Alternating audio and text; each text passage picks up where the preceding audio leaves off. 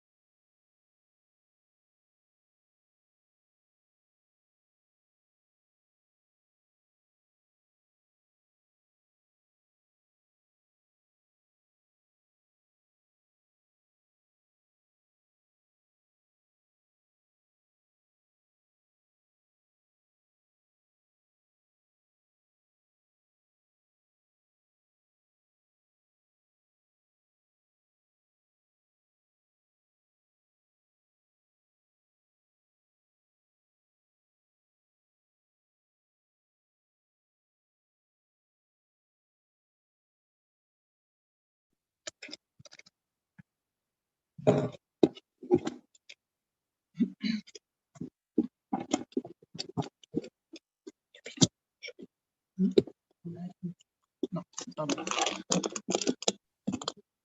Non.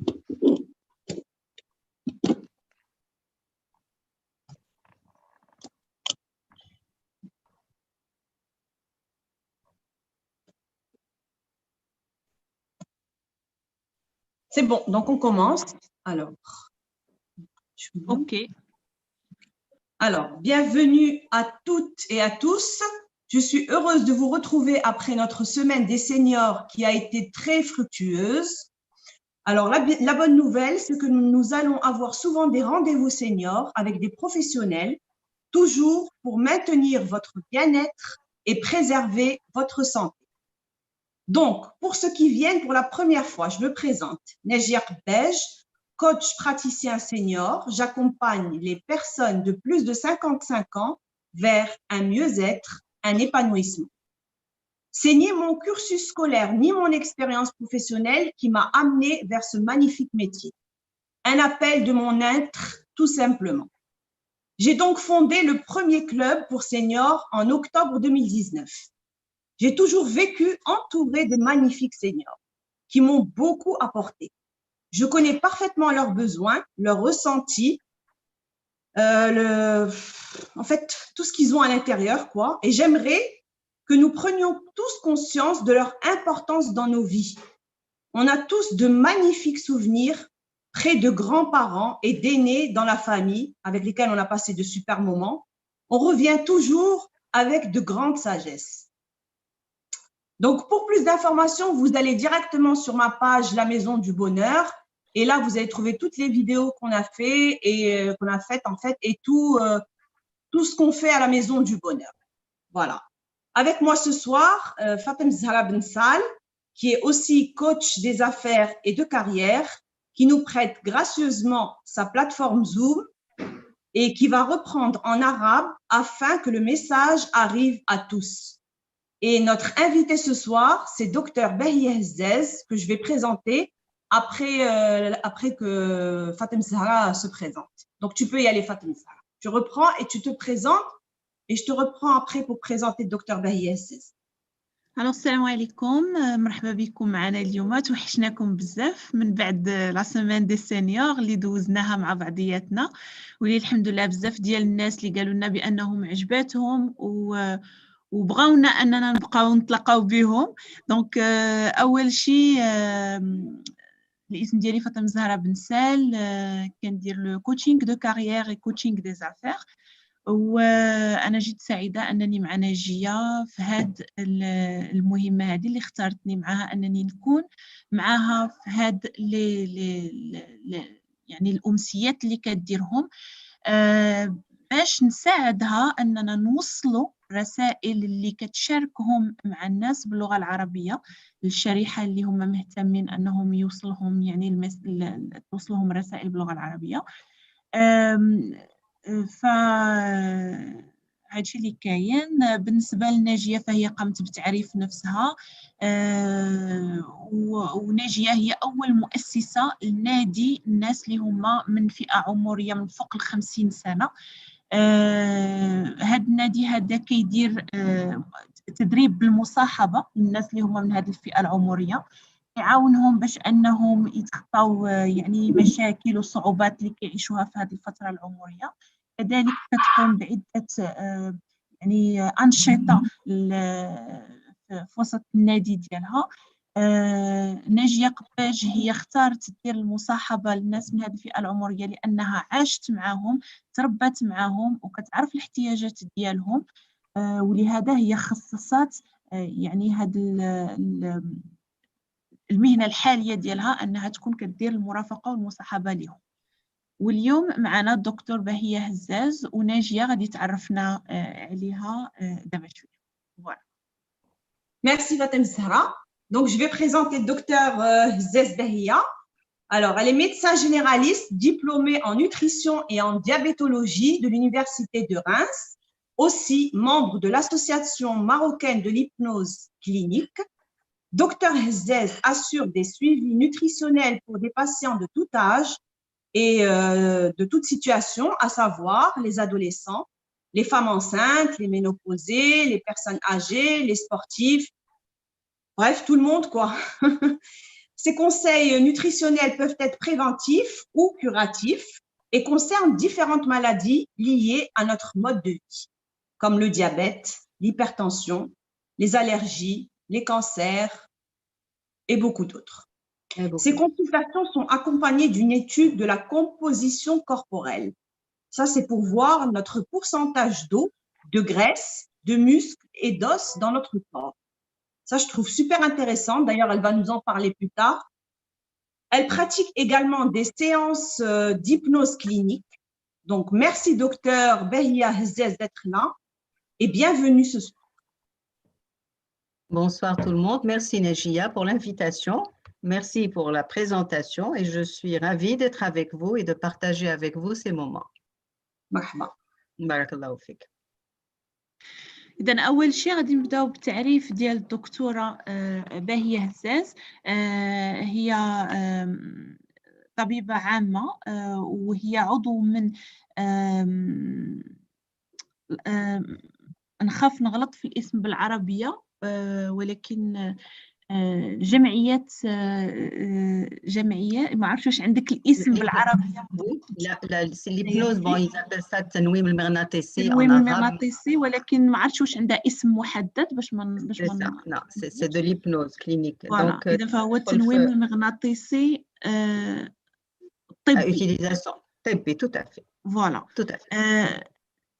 هي كتشوف يعني المراهقين، النساء الحوامل، الرياضيين، كتعطيهم نصائح طبية اللي عندها علاقة بالنظام الغذائي بناء على دراسات لنسبة الماء والعظام والدهنيات اللي كاينة في الجسم. فهذا هو يعني أهم شيء اللي هي كديرو يعني في المهنة ديالها. Voilà. Merci. Donc, on va rentrer dans le vif du sujet et on va commencer avec la première question. Alors, docteur Hzez, le plus important pour nous ce soir, c'est maintenir le bien-être de nos seniors. Car bien sûr, je ne cesserai de dire qu'ils sont précieux. Donc, je vais vous demander de nous parler de prévention pour les garder toujours en excellente santé. Tout à fait. Et c'est très important, Najia, la prévention, comme dit l'adage, vaut mieux prévenir que guérir.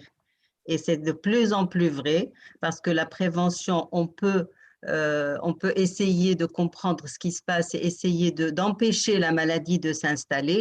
Une fois qu'elle est là, on peut toujours essayer d'arranger les choses par voie naturelle et donc éviter les médicaments au plus tard possible. C'est ça la prévention. Éviter que la maladie ne s'installe, mais si elle s'installe, essayer de corriger les choses naturellement pour éviter justement de rentrer dans la chronicité et dans les médicaments à vie. Ça, c'est quand même assez lourd. Donc, la prévention de quoi? La prévention de certaines maladies. On peut prévoir certaines maladies qui sont liées à notre mode de vie. Et donc, pour une prévention, une bonne prévention, il faut changer de comportement. Il faut qu'on change notre comportement si on veut avoir une prévention. Une prévention de certaines maladies qui sont des maladies liées à notre mode de vie et qu'on appelle les maladies de civilisation, comme l'hypertension artérielle, comme l'obésité, qui est une maladie qui atteint aussi bien les enfants, les adultes que les seniors et qui est encore beaucoup plus impactante et beaucoup plus lourde à gérer chez les seniors parce que c'est quelque chose qui entraîne, l'obésité entraîne une série d'autres maladies avec elle, comme une hypertension, comme un diabète qui s'installe après l'obésité, comme des problèmes articulaires. Et donc, en évitant l'obésité, on évite beaucoup de choses. Et c'est là où la prévention est très importante. Donc, il y a la prévention aussi des allergies. Les allergies, qu'elles soient cutanées, qu'elles soient respiratoires, qu'elles soient digestives, avec toutes les intolérances, on peut les éviter en évitant les alimentations transformées, en évitant les additifs, les colorants, les pesticides et tout ça. Essayez d'éviter. On n'est pas sûr de pouvoir éviter à 100% tout ça, mais déjà prendre conscience, être responsable et dire je veux faire de mon mieux pour éviter. Et là, on peut éviter certaines maladies, éviter les cancers. On sait maintenant que certains cancers sont liés à des hormones. On sait qu'on a des hormones dans certains aliments. On sait que des cancers sont liés à des pesticides, à des produits qui découlent des ustensiles en plastique. On connaît tout ça. Donc, si on peut éviter ce que déjà on connaît, c'est déjà pas mal. Donc, faire un peu de son mieux pour choisir et éviter les choses qui impactent notre vie au quotidien. Les cancers aussi. Le tabac, on sait très bien que le tabac donne des cancers donc, du poumon pour celui qui fume, pour celui qui est enfumé, la pollution de l'air, donc éviter, on peut éviter. Et on est dans la prévention et on a intérêt à prévenir tout ça. Et puis dernièrement, il y a une nouvelle maladie. Nouvelle, ça fait quand même un quart de siècle qu'on en parle, mais de plus en plus, c'est ce qu'on appelle la maladie du foie gras. C'est une maladie assez nouvelle, comme j'ai dit. C'est la maladie des sodas. On appelle ça aussi la maladie des sodas. C'est-à-dire que le foie est altéré par un apport excessif de sucre. Le sucre, il faut savoir que le sucre qu'on avale, qu'on mange, et passe obligatoirement par le foie. Et quand le foie est dépassé, les cellules hépatiques sont déstructurées. Le foie est recouvert, on a une stéatose hépatique, une couche de graisse sur le foie. Ce sucre se transforme en graisse et altère la fonction hépatique. Et de là, on peut avoir des hépatites et on peut aller jusqu'au cancer du foie. Et malheureusement, jusqu'à présent, on n'a pas de traitement médicamenteux pour cette maladie. Aucun traitement. Donc, la prévention avant de l'avoir, et quand elle est là, quand elle s'installe, elle peut s'installer chez des gens jeunes, elle peut s'installer avec l'âge, le foie est fatigué, et quand on a un apport massif en sucre, le foie est dépassé, et donc en s'installant, elle dégrade complètement le corps, et c'est juste problématique, et le traitement est une approche alimentaire, nutritionnelle, que ce soit pour la prévention ou pour le traitement. Je vous dis, il n'y a pas de traitement. Et la maladie des sodas, c'est quelque chose que l'on voit de plus en plus souvent chez des jeunes malheureusement, et elle est incurable. Voilà. Donc la prévention est très importante, comme a dit Hippocrate, le philosophe de l'Antiquité, que votre aliment soit votre premier médicament. Et en partant de là, on peut se nourrir correctement et être dans la prévention. La prévention ne passe pas seulement par l'alimentation en AJA. La prévention, c'est aussi une hygiène de vie globale, une activité physique. On ne peut pas prévoir certaines maladies si on ne bouge pas. Il faut lutter contre la sédentarité. Et donc, l'activité physique, je ne parle pas d'activité sportive. Je parle d'activité physique. Les gens qui font du sport, ben c'est très bien. Ils sont coachés, ils font du sport. Les gens qui n'en ont jamais fait, arrivés à un certain âge, il faut qu'ils bougent, qu'ils luttent contre la sédentarité, que leurs articulations bougent, que leur cœur travaille un peu plus, l'oxygénation, le sang circule mieux, en faisant uniquement une demi-heure de marche par jour, une marche douce. On ne demande pas de compétition. Une marche douce, une demi-heure par jour est suffisante pour protéger le cœur, protéger les artères, éviter l'hypertension, protéger d'autres problèmes, s'oxygéner. Et en marchant justement, les muscles bougent, les tendons bougent, ça masse un peu les os sont mieux irrigués par le sang, ça lutte contre l'ostéoporose pour les femmes. Marcher lutte contre l'ostéoporose, c'est mieux que n'importe quel autre médicament. Le fait de marcher, d'oxygéner les os, d'augmenter les échanges entre le sang et l'os, et donc nourrir notre os en marchant et en massant l'os par les muscles. Donc marcher une demi-heure par jour ou là, 3 fois par semaine, 1 heure à 1 heure et demie, 3 fois par semaine. C'est comme on peut et comme on veut. Mais il faut l'intégrer. Il faut prendre conscience de ça. Il faut faire un petit rituel. Ce n'est pas quand j'ai le temps, là, j'arrive pas à me réveiller. Ou là. Il faut un rituel. Par exemple, je ne sais pas moi, les gens qui sont chez eux, qui ne travaillent plus, après le petit-déj, je sors. Et juste après la sieste, je sors. Alors, faire le sport ou marcher, un pâté de maison, sortir un peu si on peut, un espace quand on l'a, sinon faire un tour dans la maison, monter, descendre les escaliers doucement, tout ça, c'est une activité sportive. Donc, il faut juste y penser. Et à côté de l'activité physique, il y a aussi l'hygiène du sommeil. Il n'y a pas de prévention sans bon sommeil. Quand on ne dort pas bien, on n'est pas bien, notre immunité baisse, notre corps ne se repose pas, ne se régénère pas, et donc la journée, on est mal, et elle se passe mal, et on mange mal, et tout se passe mal. Donc dormir, c'est une nécessité vitale. Priver quelqu'un de sommeil, quelques jours après, ça y est, le corps se détraque, et c'est un pronostic vital, comme je dis. Il peut succomber au manque de sommeil.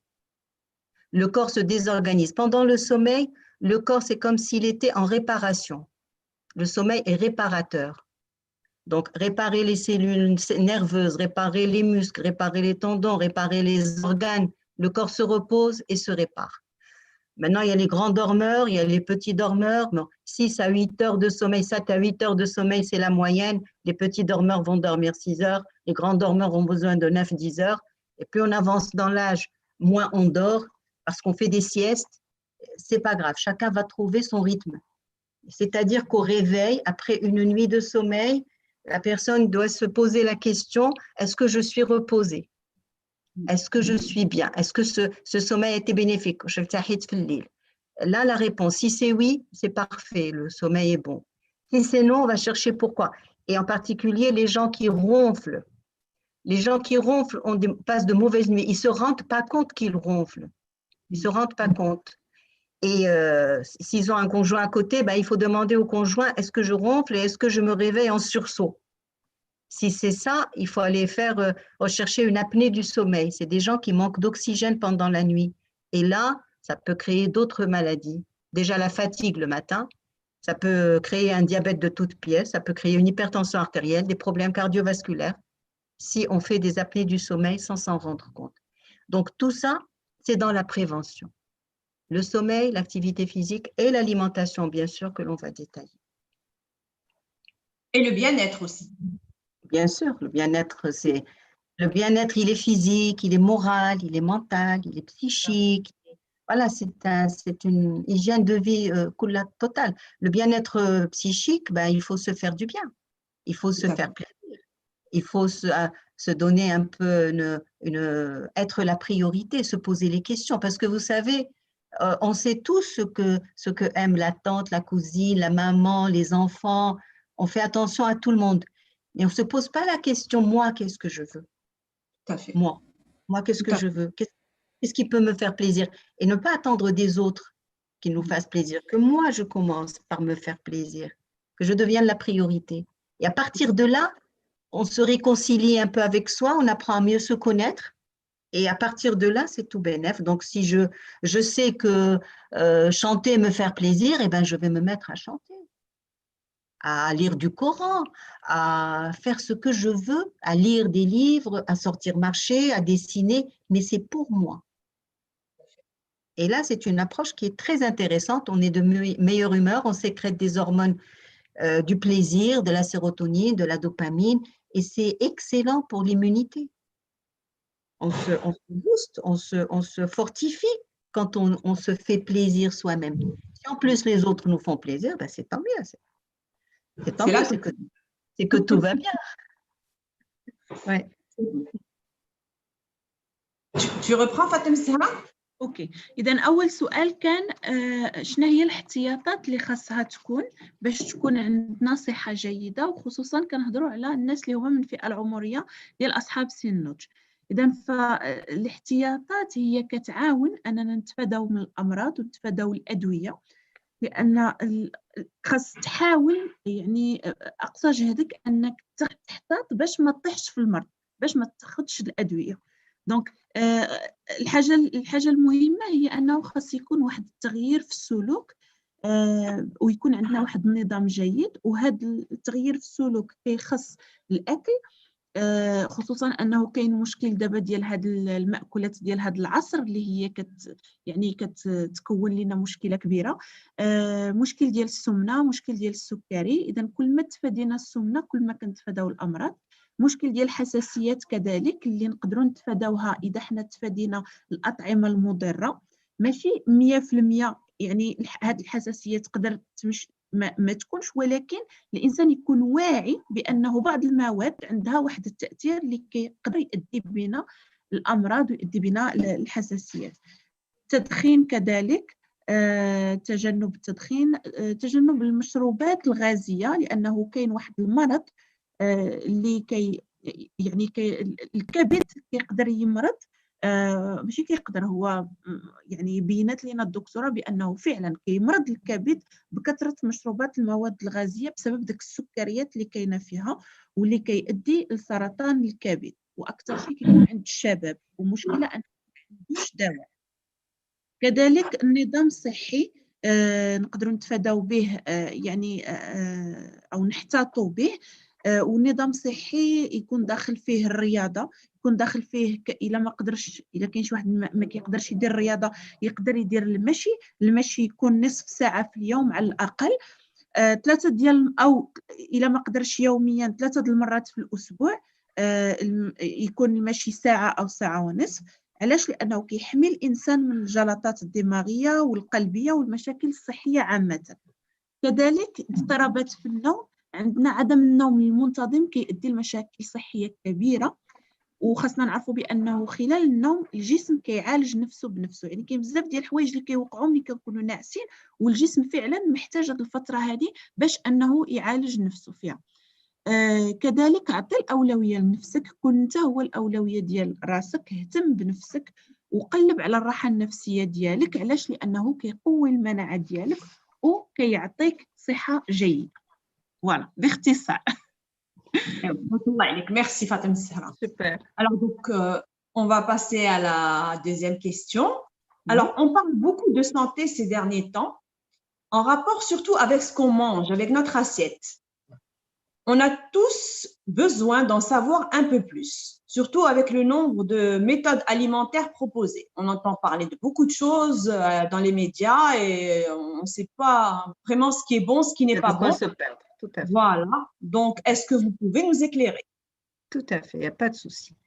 Alors, ne pas se perdre, c'est très difficile. Donc, il nous arrive à nous aussi, avec toutes les informations qui nous arrivent, et on ne va pas forcément les chercher.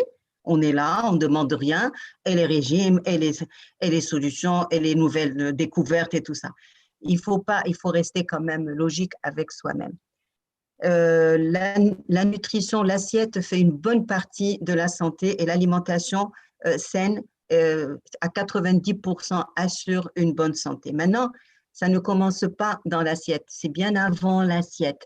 C'est déjà au marché qu'on doit penser à comment on doit faire nos courses, comment on doit acheter nos aliments, quels sont les aliments qui vont… C'est-à-dire il faut une prise de conscience à tout ce qui concerne l'alimentation avant de se mettre à table. Parce qu'une fois qu'on est à table, la moitié du challenge c'est déjà fait. Donc il faut savoir comment on va faire nos courses. Acheter les fruits et les légumes frais, acheter des fruits et des légumes de saison, acheter des fruits et des légumes de chez nous. Ne pas aller acheter des fruits qui mettent 3 mois à venir d'Asie ou là. Ils ont été traités, retraités, congelés, décongelés. C'est juste quelque chose. Pourquoi subir tout ça pour manger un fruit? On peut avoir envie de raisin au mois de décembre. Bon, je peux comprendre, ou de pastèque, peut-être, mais que ce ne soit pas régulier. D'accord? On doit privilégier les fruits de saison, les légumes de saison. D'ailleurs, chaque saison a ses fruits. Par exemple, maintenant, on a tout ce qui est riche en vitamine C. Et les besoins actuels en automne, c'est la vitamine C. La nature fait tellement bien les choses qu'il faut juste se reconnecter à cette nature qu'on a oublié, qu'on a négligé. Il faut se reconnecter à la nature et voir ce qu'il y a. Ce qu'il y a maintenant sur le marché, c'est vraiment ce dont on a besoin. Donc, la vitamine C, comme j'ai dit, elle est dans le citron, dans l'orange, dans le kiwi, dans les piments, dans les poivrons. C'est ce qu'on a maintenant sur le marché. Les légumes aussi, tous les légumes à feuilles vertes, tout ce qui est brocoli, artichaut, radis, c'est bon, c'est excellent pour l'épuration hépatique parce que c'est l'automne, on doit préparer le corps. Et donc tout ça, c'est comme ça que ça doit marcher. C'est déjà acheter tous les légumes que l'on peut, ne négliger, et il faut diversifier la nutrition. Il ne faut pas dire, moi, je ne mange pas ça, je mange que la pomme de terre et la tomate et la carotte. Le reste, je n'aime pas. Non. Parce on prend des bénéfices de chaque aliment. Chaque aliment a quelque chose à nous donner. Et si on ne le prend pas, on perd avec le petit quelque chose, en vitamines, en sels minéraux. Ce n'est pas la peine d'être expert et de savoir que la carotte est riche en carotène, que la tomate est riche en vitamines. Ce n'est pas la peine. C'est juste, il faut se dire, je dois diversifier mon alimentation. Prendre des légumes. Aujourd'hui, je prends des haricots verts et des tomates et des navets. Demain, ce sera du brocoli avec des courges et avec des coings. Après-demain, ce sera la patate douce avec je sais pas moi, avec des épinards et avec une raclette. Après, il faut changer. Et chaque jour, on aura des éléments nouveaux dont notre corps a besoin. D'accord? Donc, une fois qu'on a bien fait notre marché et qu'on était conscient de ce que les courses, et n'acheter que ce qu'on va manger. Faire une liste, n'acheter que ce qu'on va utiliser. Parce que quand on les garde, ils se dénaturent et ça ne sert plus à rien. Donc déjà, on achète trop et on stocke trop. Il faut prendre ce qu'on va manger. Et après ça, on va passer en cuisine. Parce que l'alimentation, le repas, il se prépare en cuisine. Et la digestion commence déjà en cuisine. La digestion dépend de la façon dont on va préparer notre repas. Si on fait beaucoup de fritures, on utilise beaucoup de gras, beaucoup d'épices, on aura des aigreurs, on aura des ballonnements, on va digérer mal. Si on cuisine sainement, alors cuisiner les méthodes de cuisson la plus saine et qui assure le maximum de vitamines, qui garde les vitamines du produit, c'est la cuisson à la vapeur douce. Il faut utiliser un feu doux. Il ne faut pas mettre le feu très fort. Le feu très fort casse les molécules. Le feu très fort perturbe justement la cuisson et on ne préserve pas l'aliment, les qualités de l'aliment. Donc, un feu doux, une cuisson à feu doux, la cuisson vapeur est la meilleure qui préserve les sels minéraux, les vitamines, des légumes, des viandes et de tout ce qu'on va manger. Les gens qui n'aiment pas la vapeur, de temps en temps, ça ne fait pas de mal. Et on peut, après la vapeur, passer sous le gris pour rôtir un peu. Ça donne un autre goût, ça fait un peu craquant, c'est bon. Voilà. Sinon, on prépare le tagine Diana, c'est la meilleure façon de faire. Dans une cocotte avec un couvercle à feu doux encore, là, le tagine, c'est ce qu'on appelle la cuisson à l'étouffer. C'est aussi bon. On garde tous les éléments de l'aliment. Parce qu'avec le couvercle, quand la vapeur d'eau s'évapore, elle retombe sur les aliments et rien ne se perd. D'accord ? Et parfois, donc, on va cuire à l'eau, on va ébouillanter, on va passer donc à l'eau. Ce qu'il faut, faire des bouillons, c'est bon, mais il ne faut pas jeter l'eau de cuisson. On met des légumes à cuire dans l'eau, on jette l'eau, on prend les légumes. Eh bien, on a tout faux. On a jeté toutes les vitamines et on a pris une purée de fibres qui ne rime plus à rien. Si on a besoin d'ébouillanter, donc de blanchir à l'eau des légumes et tout ça, c'est bien. On les blanchit, mais on ne jette pas l'eau, on la garde, on la boit. C'est un bouillon qu'on peut boire tiède quand on rentre du travail avant de dormir. C'est excellent. Pourquoi on jette l'eau de cuisson? Il n'y a que l'eau des pommes de terre qui, avec l'amidon, elle est difficile à digérer. Sinon, tous les légumes, le coin, les petits pois, les carottes, les navets, tout, on peut garder l'eau et la boire. C'est pas la peine de jeter. D'ailleurs, les potages et les bouillons, c'est juste de l'eau, des légumes et c'est très riche. Voilà. Le gris est déconseillé sur le charbon et tout ça. Le gris, on boit parce que bon, il y a les substances, la graisse quand elle est en contact, surtout quand on grille de la viande, au contact donc des flammes, ça crée des substances cancérigènes. C'est de plus en plus déconseillé. Le gris vertical est conseillé. Passer au four aussi, c'est bon. Cuire en papillote, c'est excellent. Donc, la méthode de cuisson, éviter les fritures. De temps en temps, ça ne fait pas de mal, mais ne pas frire tous les jours, midi et soir. On peut faire des frites. On parle de friture, en général, c'est les frites. On peut faire des frites, mais avant de mettre les pommes de terre dans l'huile, comme ça, on peut les blanchir à l'eau. Déjà, on va les gorger d'eau. Et des pommes de terre qui sont gorgées d'eau, elles absorbent moins d'huile. Ou les passer à l'eau et puis les passer au four avec très peu de matière grasse. Donc, faire des frites, c'est possible pour les enfants. mais pas un bain d'huile. Elles absorbent beaucoup d'huile, c'est des éponges d'huile. Et après, il y a justement une transformation de l'amidon des pommes de terre qui se transforme en substance cancérigène. Et c'est pas du tout, c'est pas bon pour la santé. Donc voilà, donc déjà faire des bonnes courses, préparer correctement la cuisson et passer à table. Alors passer à table là aussi, en pleine conscience, il faut que quand on se prépare pour aller manger, manger dans une ambiance, on va dire, calme, loin des écrans de télévision, surtout avec les informations qu'on a maintenant. On n'a juste pas envie de manger. Il faut penser à soi, il faut prendre conscience de ce qu'on fait. C'est un moment privilégié où j'ai pris soin de moi, j'ai acheté les meilleurs légumes, les meilleurs fruits, je les ai très bien préparés, et ben, il faut en profiter. Et pour en profiter, il faut juste se poser dans un endroit calme, loin des écrans, comme je dis, de téléphone, de télévision et tout. Partager ce repas en famille, c'est encore mieux. C'est très, très bien de partager en famille. Et puis voilà, donc, et penser, quand je dis prendre conscience de ce qu'on va faire, penser à la mastication. On ne pense pas à la mastication. On ne sait même pas combien de fois on mastique. Je ne sais pas, une, deux fois, et la bouchée est partie, on a une autre qui vient, et c'est ainsi de suite. Et c'est comme ça qu'on a des ballonnements, et c'est comme ça qu'on a des aérophagies, et c'est comme ça qu'on digère mal. Mastiquer, il faut penser, quand on met une bouchée dans la bouche, normalement, ce qui est décrit dans les livres, c'est qu'il faut la mâcher 30 fois. Alors, je ne vois personne qui va mâcher 30 fois une bouchée.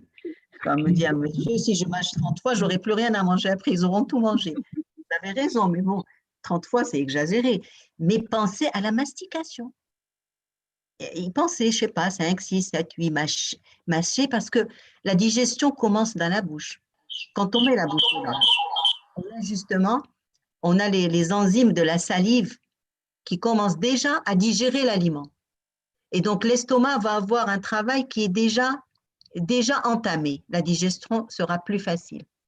Alors maintenant, on va faire tout ça pourquoi? Les repas structurés de la journée, un petit déjeuner, un dîner, avec une ou deux collations. Ça dépend des natures, ça dépend des gens qui travaillent, qui ne travaillent pas. Avec le confinement, peut-être les gens ne sortent pas, ils sont à la maison, ils prennent un petit déj tard, donc ils vont se contenter d'un brunch et d'un dîner qui est assez tôt dans la soirée. Donc chacun fait comme il veut, mais le petit déjeuner, si on se réveille tôt, c'est un repas qui est essentiel pour la journée. C'est un apport d'énergie dont on a besoin, dont le corps a besoin pour démarrer. C'est le carburant de la journée. On a besoin de ce carburant pour démarrer. Il est conseillé de prendre un fruit pendant le petit déjeuner, de le prendre avant le petit déjeuner si c'est possible. D'accord? Donc, un fruit de saison. Maintenant, il y a des mandarines, il y a du kiwi, il y a des pommes. On prend ce qu'on veut, un pamplemousse, une pomme, une mandarine, un kiwi. Mais il faut penser aux fruits le matin, au petit déjeuner. Et après ça, on prend des céréales, un bout de pain complet, ou là, un porridge, une sorte de soua, d'orge ou de blé dur. Ça aussi, c'est bon. Avec une tartine de fromage, donc un produit laitier. Il faut du lait, il faut du fromage.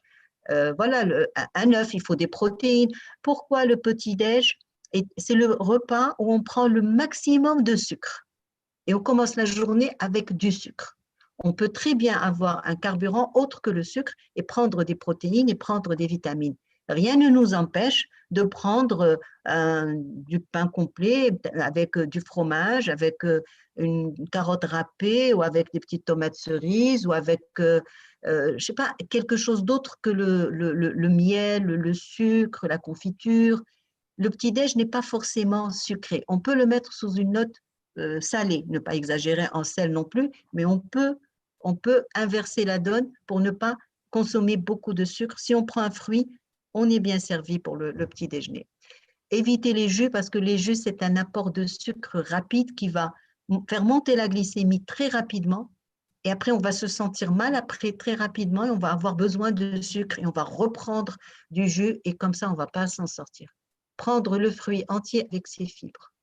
Entier, le mâcher avec ses fibres. Donc ça, c'est pour le petit-déj.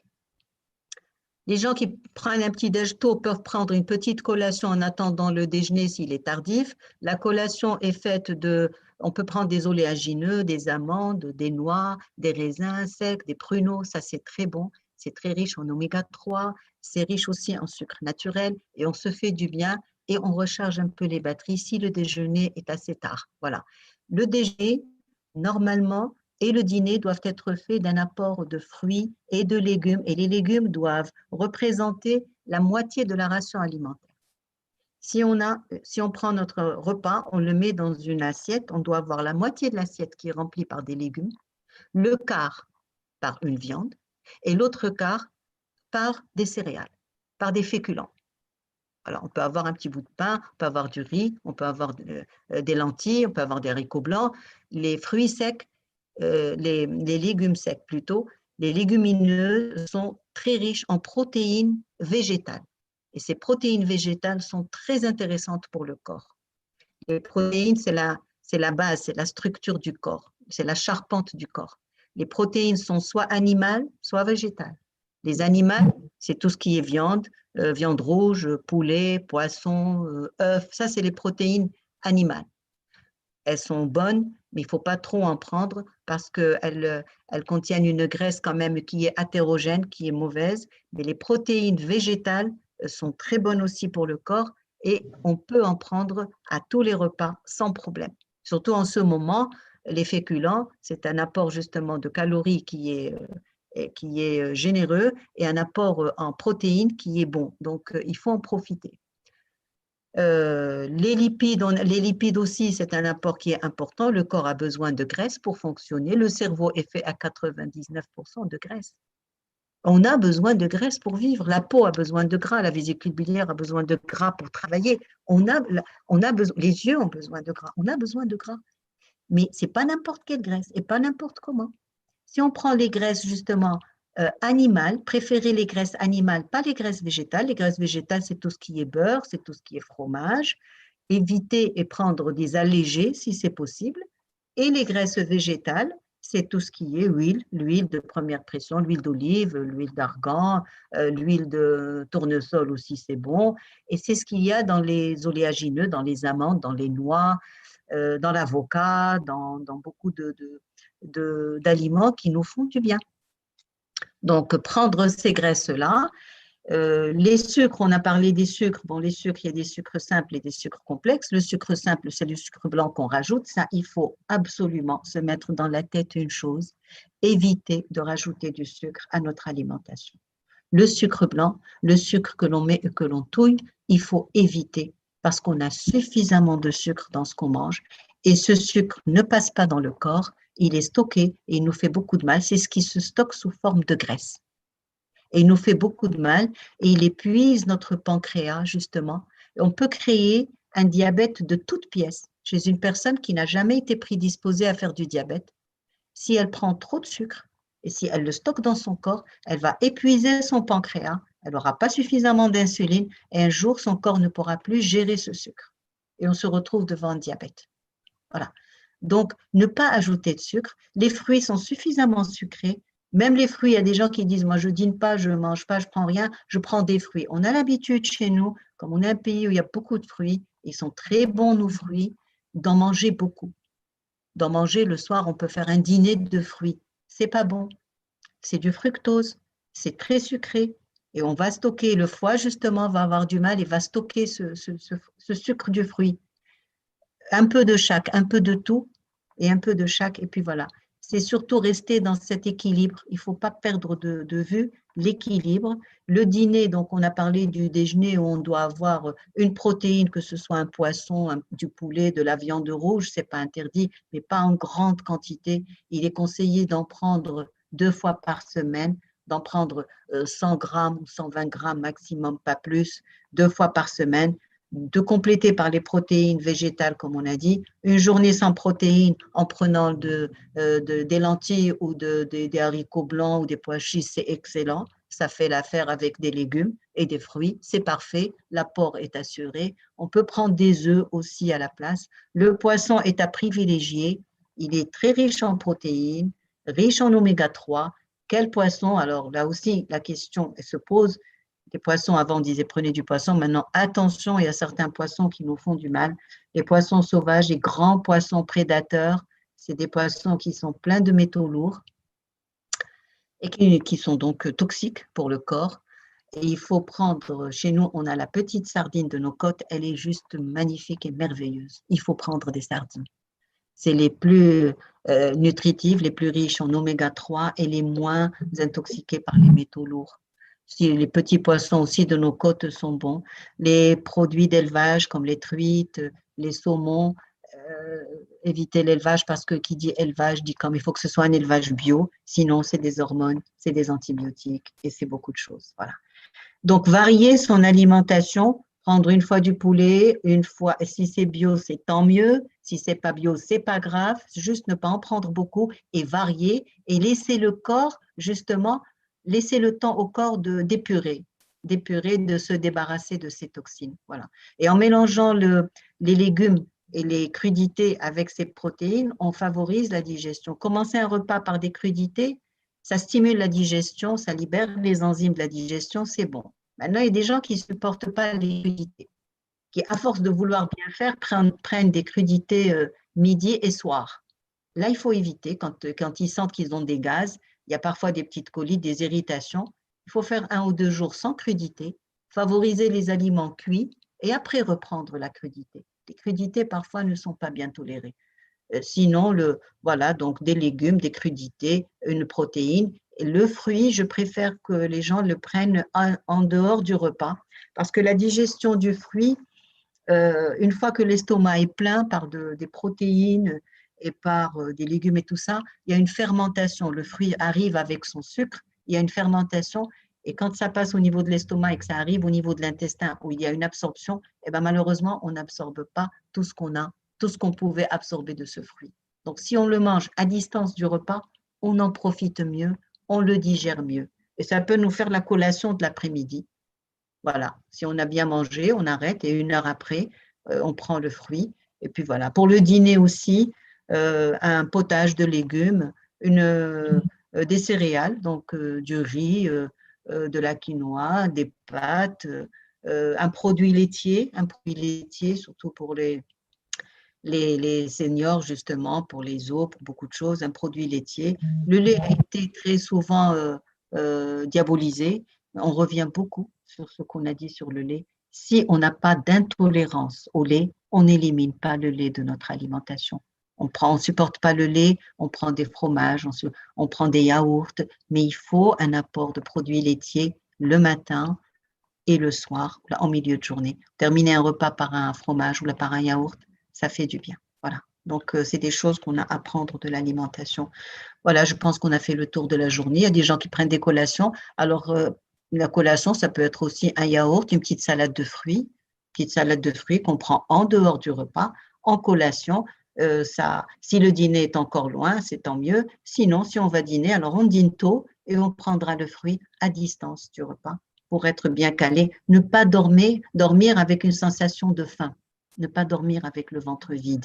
Non, ça perturbe le sommeil et donc on passe une mauvaise nuit et on est affamé le matin et on prend trop de sucre le matin et c'est un cercle vicieux qui s'installe. Voilà. Donc voilà, prendre conscience de tout ça, essayer de se faire du bien à chaque repas. Je pense que… Et puis, il y a du bon dans tout aliment. Il y a beaucoup de vitamines, il y a des vitamines qui sont bonnes pour l'humeur, les vitamines du groupe P sont excellentes pour l'humeur, on en a besoin en ce moment-là. Donc, c'est dans les protéines, dans le poulet, dans la viande, dans les légumes qui sont à feuilles vertes, dans les épinards, les brocolis, les blettes, tout ce qui est vert, c'est excellent. C'est plein de vitamine B dans les oléagineux, dans les céréales aussi. Donc, il suffit de diversifier son alimentation dans la vitamine D pour les gens qui sont en ostéoporose, qui veulent se faire du bien. Le jaune d'œuf, c'est excellent. Les poissons, le foie, les poissons, la fameuse sardine, les oméga 3. Donc, les poissons à chair brune sont riches en vitamine D. Le foie est riche en vitamine D. Le jaune d'œuf aussi. Les céréales aussi. Donc, tout ça fait du bien. Donc, il suffit de diversifier son alimentation. Voilà, une fois qu'on est conscient de ça, ne pas savoir forcément que fait ce fruit que contient celui-là, diversifier, prendre ce qu'il faut à un moment, laisser les fruits en dehors des repas pour mieux les assimiler. Et puis voilà, je crois qu'avec ça, on peut dire qu'on se nourrit sainement. Merci. Donc, on va attendre Fatem Zahra. Donc, juste, tu résumes. Alors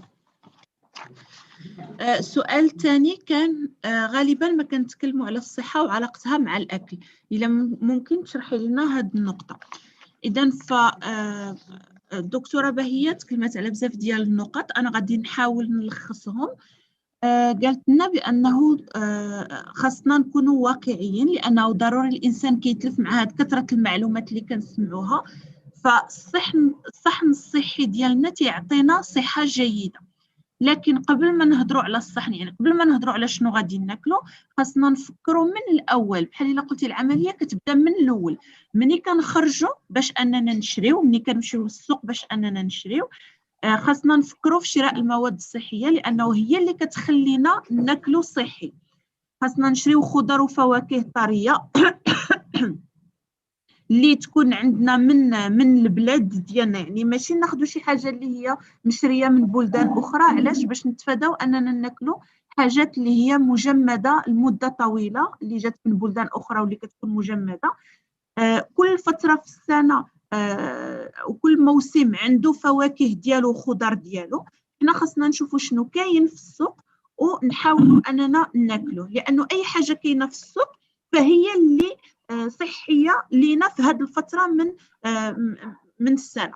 لازم ننوعوا التغذيه ديالنا، لانه كل حاجه تناخذوها فيها ماده مهمه للجسم ديالنا. خاصنا ناخذوا الخضر والفواكه متنوعه كل يوم ونغيروا، يعني كل نهار ناخذوا حاجه مختلفه على النهار الاخر. خاصنا نشريو فقط داكشي اللي غادي نستعملوه وناكلوه. ومن بعد غادي نشوفوا، من بعد ما دابا هضرنا على في السوق شنو الحاجه كيفاش غادي نشريوها، دابا غادي نشوفوا في المطبخ كيفاش غادي نطيبوا هذا الاكل ديالنا باش يكون صحي. خاصنا نوجدوه ونستعمل، كيفاش نوجدوه ونستعملوه وناكلوه. اذا هنا كيفاش كنطيبوا هاد المواد هادو اللي كنشريوهم، غالبا من الاحسن انهم نطيبوهم على نار هادئه. احسن شيء هو الاكل اللي طايب على نار هادئه، او اللي مبخر، او اللي طايب طاجين، لانه تيبقى فيهم كل المكونات وما كيضيعوش. كذلك نقدروا نسلقوا المواد ونخليو هذاك الماء ديالهم اللي سلقنا فيه، لانه هذاك الماء مهم، فيه مواد مهمه ما خصناش نحيدوه. وقالت لنا الدكتوره بانه نقدروا نخليوه ونشربوه، يعني من بعد مثلا في اخر النهار ولا هذا نشربوه، فيه مواد صحيه.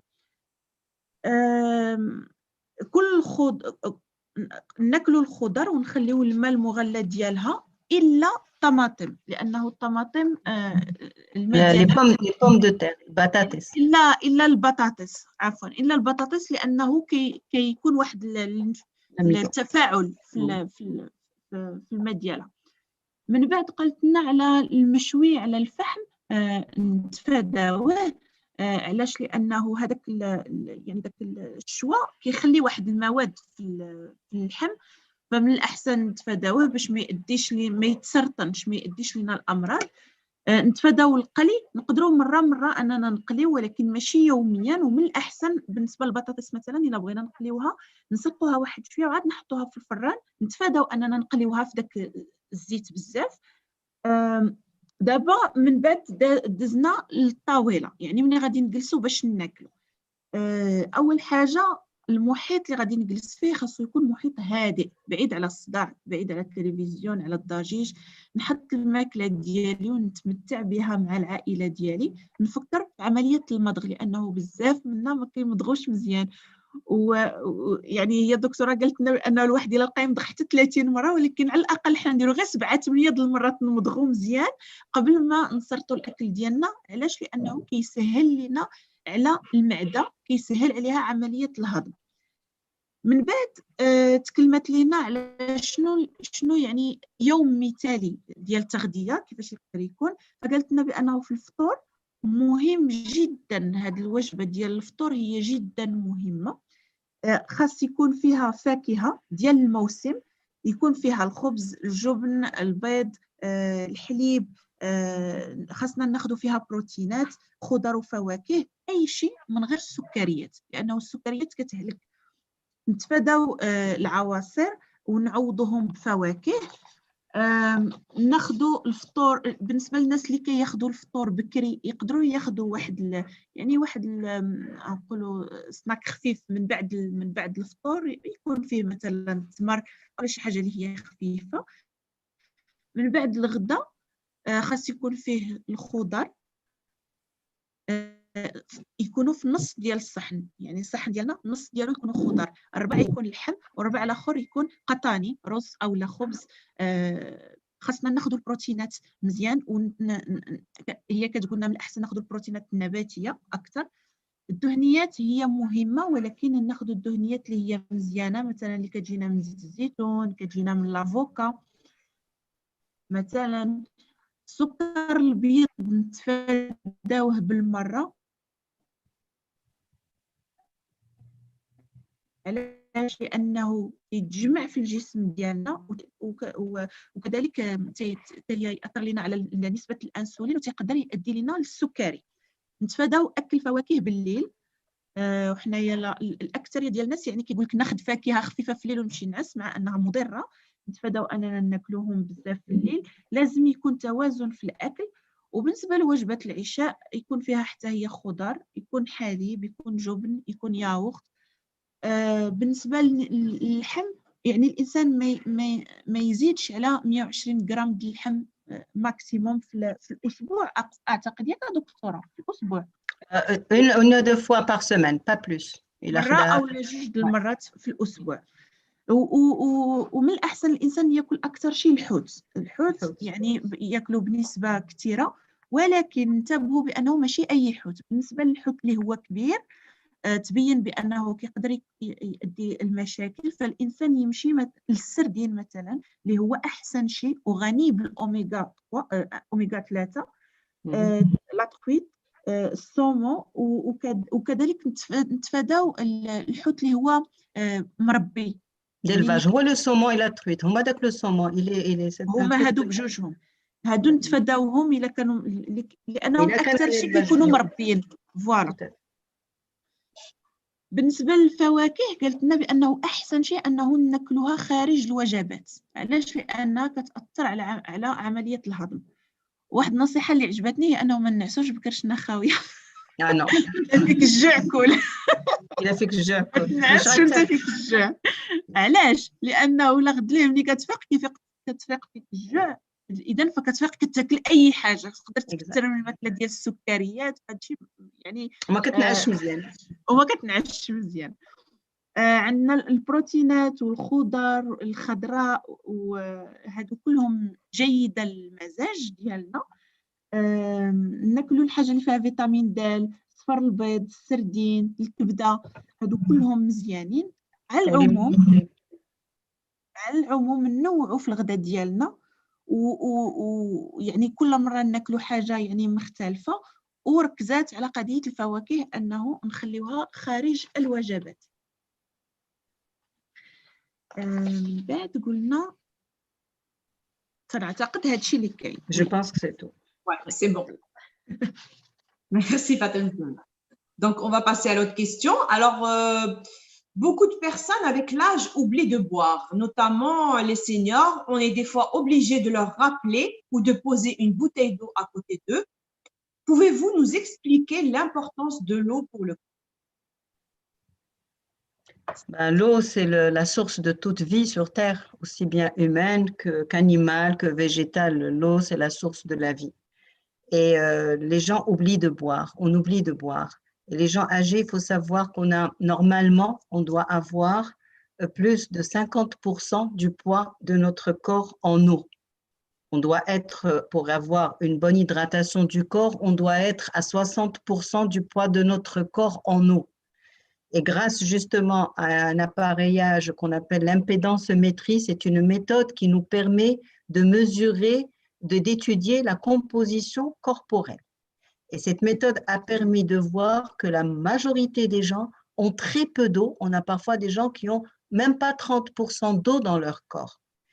Et comment se manifeste ce manque d'eau dans le corps? C'est des gens qui sont fatigués, c'est des gens qui n'ont pas soif du tout, qui n'ont pas soif du tout, qui ont des symptômes de fatigue, qui ont des symptômes de fatigue. Et ça, c'est parce que la Et pour eux, ils sont bien, mais ils sont fatigués, ils ont des problèmes de concentration, ils ont des vertiges, ils ont des crampes, ils ont un tas de choses, ils consultent partout, ils prennent un tas de médicaments, alors qu'il suffit de faire une analyse et de mettre le doigt sur ce manque d'eau, parce que quand on manque d'eau, le corps n'élimine pas bien. Le corps il n'élimine pas bien les toxines. Donc, le foie ne marche pas bien, les reins n'éliminent pas bien, la peau ne transpire pas bien. Donc, l'eau est un élément essentiel à la vie. On doit, pour avoir, alors, à la naissance, un nouveau-né est fait jusqu'à 90%, 95% d'eau. Le nouveau-né, c'est de l'eau, tout simplement. Il n'y a rien, il n'y a encore pas de muscles, que quelques organes. Et plus on avance dans l'âge, et plus la quantité d'eau diminue. Les enfants ont beaucoup plus d'eau que les adolescents, que les adultes. Et avancer à un âge senior, eh ben, l'eau diminue dans le corps. En vieillissant, l'eau diminue dans le corps. Donc, on doit faire attention à ça. Et quand l'eau diminue, il laisse une place qui est vide. Et c'est qui remplace, c'est quoi qui remplace cette place vide? C'est la graisse. La graisse trouve de la place dans le corps de la personne. Et quand on veut, et après, quand la personne lui dit il faut boire, eh ben, c'est des gens qui boivent beaucoup, mais qui urinent beaucoup. C'est-à-dire que malgré qu'ils boivent, l'eau n'arrive pas à passer dans leur corps. Et qu'est-ce qu'il faut? Il faut diminuer le taux de graisse pour pouvoir augmenter le taux de l'eau. Et c'est grâce, encore une fois, à cette méthode de mesure que l'on peut chaque semaine voir l'effet de la boisson et voir l'effet que la graisse baisse et l'eau monte. Donc, l'eau diminue avec l'âge. C'est pour ça qu'il faut faire attention. Quand il y a des canicules, on demande aux gens âgés de bien boire parce que très vite, ils se déshydratent, ils n'ont pas beaucoup d'eau dans le corps. Alors, pour bien boire, comment on fait? C'est simple. Il faut s'installer un rituel. Un rituel dans la tête. Il faut se faire un rendez-vous avec l'eau. C'est tout. C'est comme si on va aller prendre des médicaments. On se réveille le matin. La première des choses à faire, boire un grand verre d'eau. À température ambiante. Il ne faut pas que ce soit glacé pour que justement il puisse être bien absorbé. Si cette eau est tiède ou un peu chaude comme une tisane, encore mieux. Elle passe encore mieux. De l'eau, tout simplement. De l'eau. Il y a des gens qui mettent du citron avec. Il y a des gens qui... On parle d'eau. On boit un verre d'eau le matin. On va aller prendre le petit-déj. Il y a en général une boisson, une tisane, ou du thé, ou du café, c'est très bien. On peut commencer à boire après le petit déjeuner jusqu'au déjeuner. On doit absolument boire un demi-litre à 1 litre si on bouge par jour. Donc le matin. L'après-midi, après le repas, il faut boire loin des repas. Il faut boire avant le repas, passer à table et ne pas boire en mangeant. L'habitude qu'on a, quand vous allez dans n'importe quel restaurant, vous installez, qu'est-ce que vous voulez boire et on commence à boire avant de manger et on boit en mangeant. Eh bien non, je suis venue manger, je ne suis pas venue boire. Je boirai à la fin du repas. On boit 1 heure après le repas. On ne boit pas avec le repas parce qu'on désorganise la digestion, on dilue les sucs gastriques et la digestion se passe mal. D'accord? Donc, boire en dehors des repas, boire 1 heure après le repas et boire juste avant d'aller dormir, de préférence pour les gens qui n'ont pas un problème de sommeil parce qu'ils vont se lever la nuit pour aller uriner. S'ils n'arrivent pas à se rendormir, évitez le verre d'eau avant d'aller dormir. Mais si c'est des gens que ça ne dérange pas, boire avant de dormir, c'est très bien. Donc, ça permet au corps. Le corps élimine pratiquement, on va dire, 3 litres d'eau par jour. Il élimine 3 litres d'eau par jour à température normale et sans gros efforts physiques. Alors, qu'est-ce que c'est quand il y a un gros effort physique sous le soleil? C'est beaucoup plus.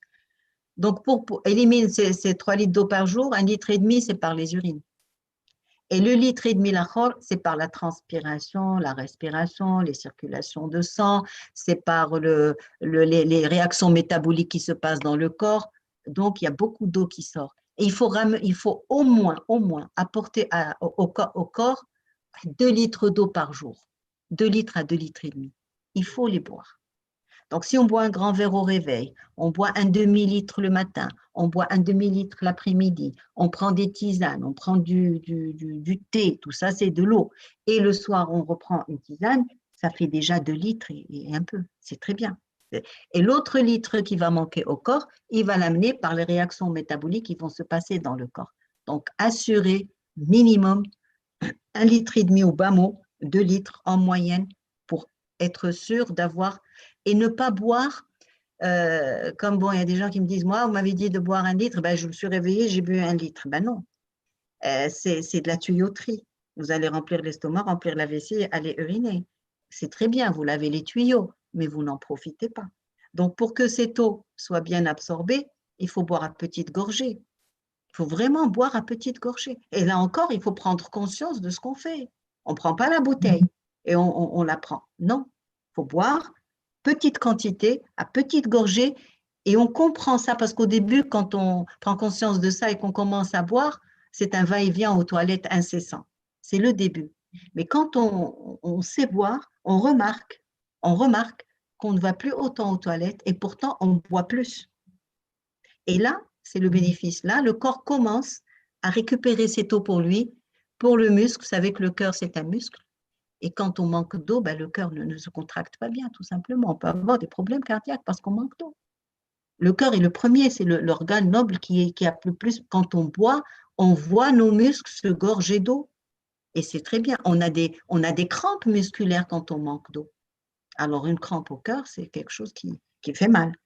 Donc, pensez à l'eau, de l'eau, n'importe quelle eau, ce qu'on aime boire. L'eau du robinet, elle est stérile, elle est bonne, elle est buvable, elle est potable. Si on peut se permettre les autres eaux, il n'y a pas de problème, mais pensez à boire. Faire un rituel pour l'eau, c'est comme ça qu'on va s'en sortir. Parce que si on attend la soif, on n'a pas soif. Les gens très, très déshydratés, c'est quand la déshydratation arrive à un point vraiment grave que la personne a une soif au début. Mais après, quand la déshydratation s'installe, c'est même un dégoût d'eau qui s'installe. Un dégoût. Il ne faut pas en arriver là. Il faut penser à l'eau, boire le matin, sur la matinée, boire l'après-midi, boire avant d'aller dormir, assurer 1,5 litre à 2 litres par jour. Ça, c'est essentiel pour le corps. Et justement, l'intérêt de cette mesure de la composition corporelle, c'est très intéressant pour les obèses, pour les gens, pour les sportifs, pour les adolescents, pour les femmes enceintes, savoir ce qui se passe dans le corps. Parce que le poids en lui-même, je monte sur la balance, j'ai 65 kilos, ça ne veut rien dire. Donc l'IMC, le poids sur la taille au carré, c'est un peu dépassé. Oui, c'est pour savoir si la personne est obèse, en surpoids. Mais elle est faite de quoi, cette personne? Si elle n'est faite que de muscles et d'eau et très peu de graisse, ben c'est tant mieux. Moi, je ne la ferai pas maigrir, c'est tant mieux. C'est une personne qui est en solide constitution. Et si elle est faite que de graisse, pas de muscles, pas d'eau, même si elle a un poids qui correspond à sa taille, ça rime à rien. Donc, c'est ça l'intérêt de cette mesure qui nous permet de savoir combien on a d'eau dans le corps. Et puis, quand on commence à voir les gens qui ne buvaient pas, ils se rendent compte très, très vite que leur peau est plus claire, que leur peau est moins rêche, qu'ils sont mieux, qu'il y a une circulation dans leur corps. Ils se sentent, vraiment, ça se sent quand ils étaient vraiment déshydratés. Donc, pensez à l'eau et installez ce rituel. Au bureau, la petite bouteille. En voiture, je l'ai dans mon sac. À la maison, je sais qu'avant d'aller manger, je bois. Quand je me réveille, je bois. Et des petits repères comme ça pour ne pas oublier l'eau. C'est ça l'intérêt de l'eau. Chez les seniors, encore plus que chez l'autre partie de la population. Excellent. On a tous envie d'aller voir ce qu'on a dans notre corps, là. Vous savez, on a beaucoup de surprises. Des agréables surprises parfois. Parfois, oui, elles sont très agréables. Quand on trouve une personne qui vient vous dire je me sens lourd, je ne sais pas, je veux maigrir, mais dès qu'on fait ça, bah, écoutez, vous êtes fait de muscles, vous avez un os qui pèse, vous avez une charpente solide. C'est bien. C'est parfois des agréables surprises. Et parfois, ça nous permet de remettre les choses en point, c'est tout. Tout à fait. إذا سؤال كان بزاف ديال الناس تينساو يشربوا الماء. شنو هي أهمية ديال الماء بالنسبة للجسم؟ قالت لنا الدكتورة بأنه الماء هو مهم وهو الحياة، وعادة الناس تينساو ما يشربوا. خاصنا نعرفوا بأنه 50% من وزن ديال الجسم لازم تكون من الماء، وعندنا الدكتورة عندها واحد الآلة اللي كتوزن النسبة ديال الماء في الجسم وكتبين أن الناس عندهم نقص كبير في الماء في الجسم ديالهم. وهذا النقص هذا كيؤدي لانهم تيكونوا عيانين، تيكون عندهم نقص في التركيز، تيكونوا تيحسوا بالدوخه. فنقص الماء تيخلي الاعضاء ما تخدمش مزيان. الماء مهم. الرضيع ملي كيتزاد في الولاده ديالو كتكون عنده 80 حتى ل 90% ديال الماء في الجسم ديالو، وكل ما يعني زدنا في العمر كل ما نقصت نسبه الماء في الجسم ديالنا. وبالنسبه للناس اللي هما متقدمين في السن فكتكون عندهم اكثر نسبه الماء ناقصه في الجسم ديالهم.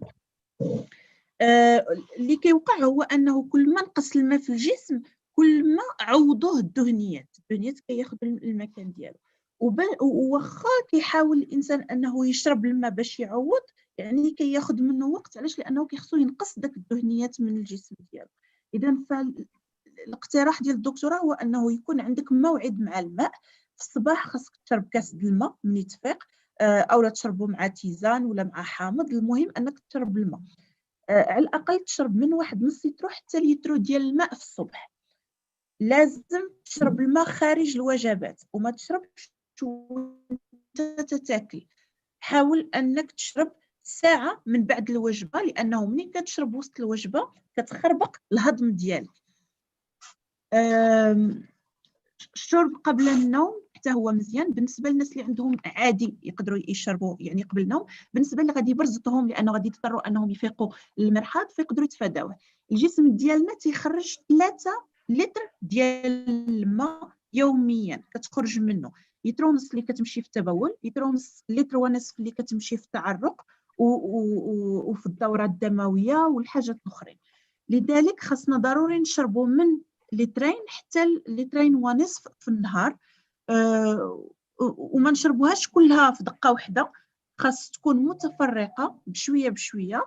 لازم نعرفوا كيفاش نشربوا باش نقدروا نستافدوا منه. اذا فالماء ضروري خاصك تشرب يعني بشويه بشويه باش الجسم ديالك يستافد منه. خاصنا نعرفوا بانه القلب تيتاثر من قله شرب الماء، فخاصنا نفكروا كيفاش نشربوا الماء ديالنا مزيان. قالت لنا الدكتوره بانه الماء ديال الروبيني راه مزيان نقي وصالح للشرب. بالنسبه لي اختار انه يشرب يعني ماء معدني يعني ماشي مشكل.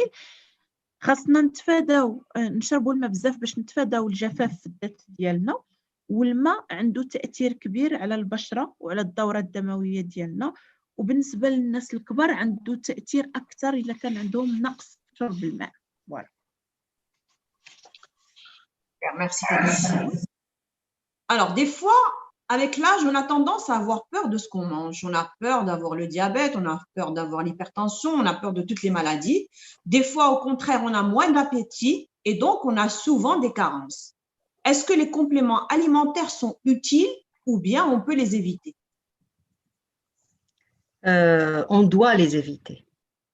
Ils sont utiles dans certains cas, mais on les donne après avoir fait un bilan biologique, après avoir mis le doigt sur une carence, qu'elle soit en fer, qu'elle soit en zinc, qu'elle soit en calcium, parce que c'est quand même des métaux, c'est quand même des vitamines qui demandent un travail au corps, et que si ce corps n'en a pas besoin, ils vont aller s'accumuler dans le foie, dans le cerveau, dans le muscle, et le corps aura du mal à les éliminer. C'est donner vraiment du travail au corps qui n'en a pas besoin.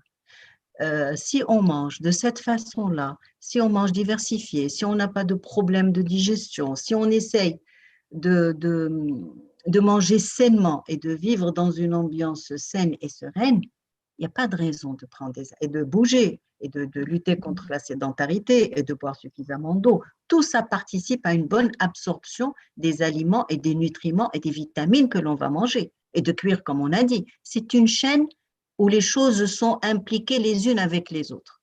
Voilà. On n'a pas besoin de... Quand on est fatigué, quand on a une anémie, par exemple, il y a beaucoup de gens qui disent « je suis pâle, j'ai des cheveux qui tombent, les ongles qui cassent, je vais aller prendre du fer ». Ben, le fer, il fait beaucoup de mal aux gens. Pas que du bien. Le fer est toxique. Chaque chose, quand on n'en a pas besoin, est toxique pour le corps. Ces compléments alimentaires qui nous viennent de l'étranger, en particulier des USA, il y a beaucoup de gens qui rapportent des boîtes énormes avec des listes de vitamines et de compléments. Et c'est mon fils qui me l'a amené des États-Unis, et vas-y que j'avale. Eh bien non, je suis désolée, moi j'arrête ça tout de suite. Pourquoi vous prenez tout ça? Au contraire, vous créez des maladies. Vous savez, toutes ces maladies neurodégénératives, tout ça, on ne sait pas trop qu'est-ce qui est impliqué.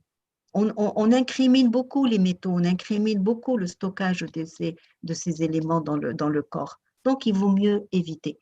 Par contre, les carences, oui, si on a des carences, on va chez le médecin, il fait son diagnostic. Par exemple, le cas de l'anémie, vous avez une anémie, vous prenez du fer. Et si c'est une anémie plus haute de production, pourquoi je vais prendre le fer? Il va être détruit si vous détruisez le fer dans le corps. Donc, il faut faire un bilan de cette anémie. Soit on prend le fer pour corriger, soit on fait autre chose pour éviter l'anémie. Donc, il ne faut pas prendre les compléments alimentaires. Tout médicament, et surtout les compléments parce qu'ils sont banalisés, parce que la voisine le conseille à sa voisine, parce que les enfants les amènent aux parents, parce que… Et non, non, il ne faut pas. Ce n'est pas une bonne attitude à avoir. Les compléments alimentaires, ce sont des choses qu'il faut prendre en connaissance de cause. On fait un bilan. Si j'ai une carence, je prends pendant un certain temps. J'arrête, je fais une fenêtre thérapeutique, je laisse le corps se reposer, je recontrôle quand c'est bon, même pour la vitamine D. La vitamine D peut être toxique. Elle est toxique pour le corps quand elle est surdosée. Donc, on fait un bilan, on a la vitamine D qui est basse, on a un protocole, on le fait, et après on recontrôle et on arrête. Il y a des gens, et pourtant ce sont des doses très élevées de vitamine D, il y a des gens qui en avalent une par jour. C'est énorme. C'est énorme. On en prescrit une tous les 15 jours, une par mois, une tous les 3 mois. Et quand je vois des gens, là, parce qu'on m'a dit que c'était bien. Non, non. Ce sont des médicaments. Il faut éviter. Les carences, si on mange de cette façon-là, on évite les carences. Diversifier l'alimentation, manger de tout un peu. On n'a pas d'appétit, on divise nos repas. On prend des collations.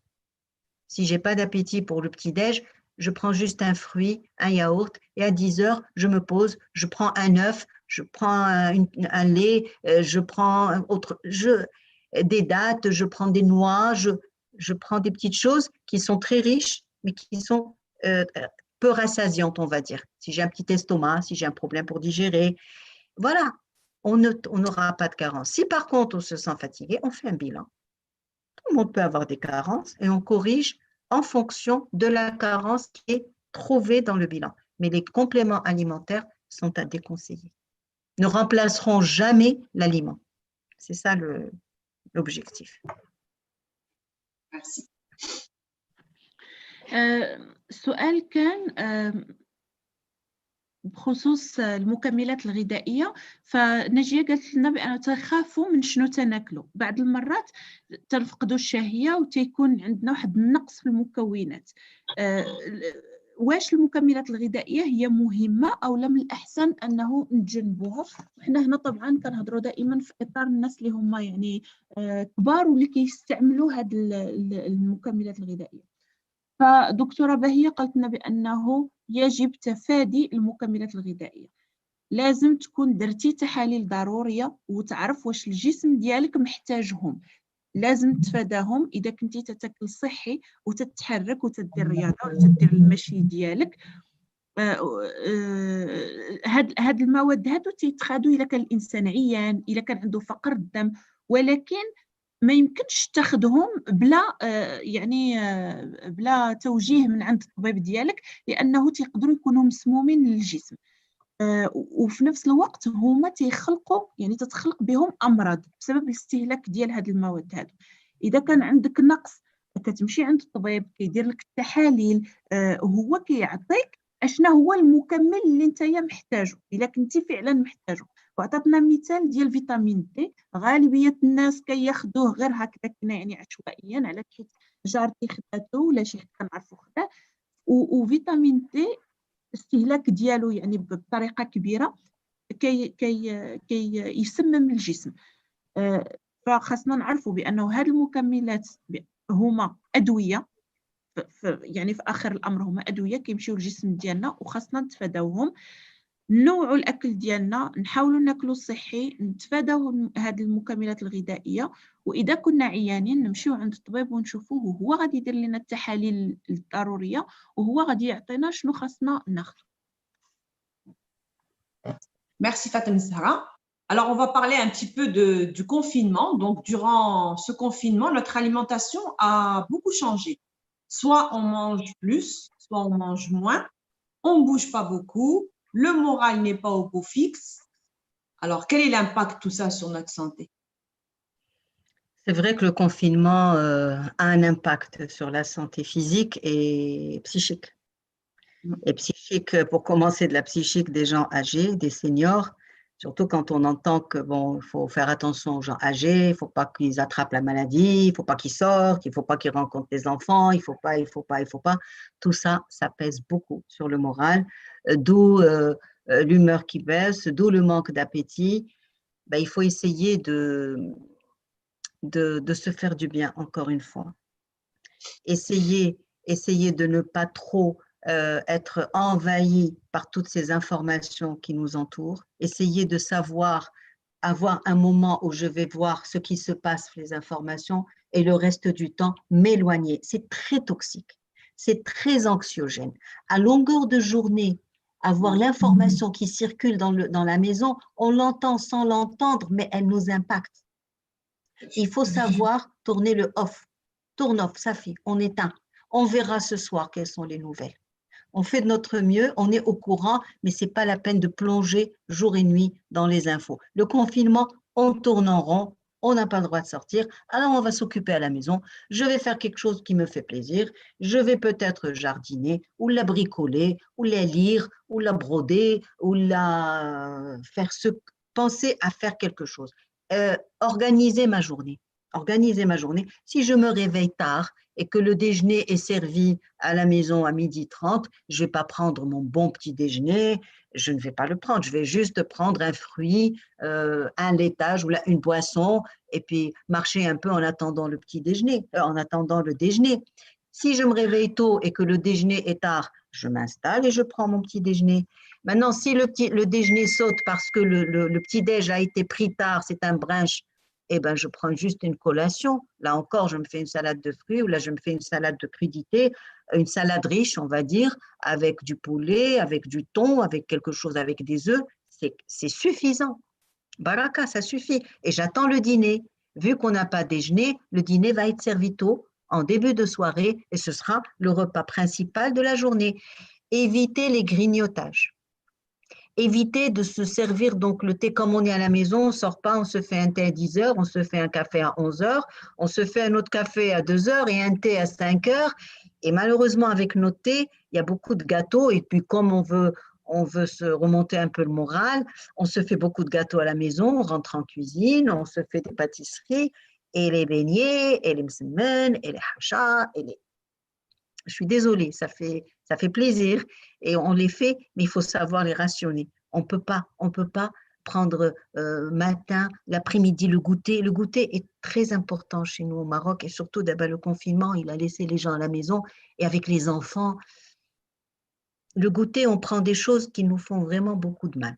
Autant pour l'enfant, il a besoin de ce sucre, il va le métaboliser, autant l'adulte n'a pas à prendre ça à 6h de l'après-midi vu qu'il va dîner. Ou là, il vous dit, moi, je ne dîne pas. Je préfère que tu dînes. Je préfère que tu prennes un potage avec un yaourt et un fruit plutôt que du beurre, du miel, du cake, voilà. De temps en temps, ça ne fait pas de mal. Mais si je le prends, je bouge. Je prends un thé avec un biscuit, ce n'est pas grave. Je bouge, je me lève, je fais un peu de sport, je m'active en attendant le dîner. Voilà, donc il faut juste s'adapter à ce confinement, il est là. Donc, le côté psychologique, il faut s'occuper de soi, faire quelque chose qui nous fait plaisir, s'évader en regardant des films, oui, pourquoi pas, lire des livres, tricoter, broder, chanter, faire quelque chose pour soi. S'occuper en faisant une activité physique, ça c'est très important, et organiser sa journée. Il ne faut pas que la journée ne soit pas organisée, donc je mange quand je peux parce que je grignote. Et dit toute la journée du confinement, moi j'ai jamais eu un repas parce que j'avais pas faim. Ben non, parce que il y avait du grignotage. Tout à fait. Si on grignote du matin au soir, j'ai pas envie de manger, je prends un bout de cake, je rentre en cuisine, je trouve un tout morceau de pizza, je le prends, je prends un truc là, un thé avec des gâteaux, et le soir, il y a un tel qui est passé, on a pris. Voilà, donc il n'y a pas de repas toute la journée. Il n'y a que du grignotage. Il faut quand même rester vigilant de ce côté-là, pour nous et pour les enfants.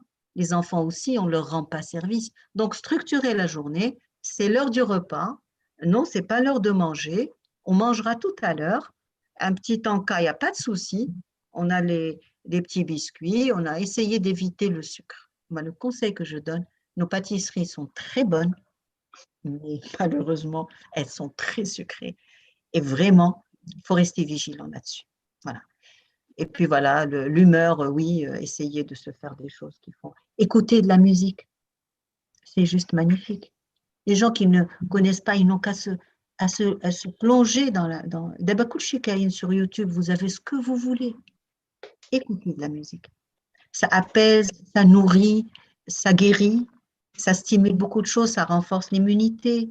Et quand on écoute de la musique et quand on chante, nos petites pensées, la petite voix qui nous parle dans la tête et qui nous dit que rien ne va et que ça ne va pas, et que, ben, on la met un peu en sourdine, vous savez, on lui donne congé. Elle s'éloigne. Elle s'éloigne. Quand on s'occupe de nous, quand c'est quelque chose qui nous fait plaisir, cette petite voix, on l'entend de moins en moins. Elle reviendra, mais ce n'est pas grave, on sera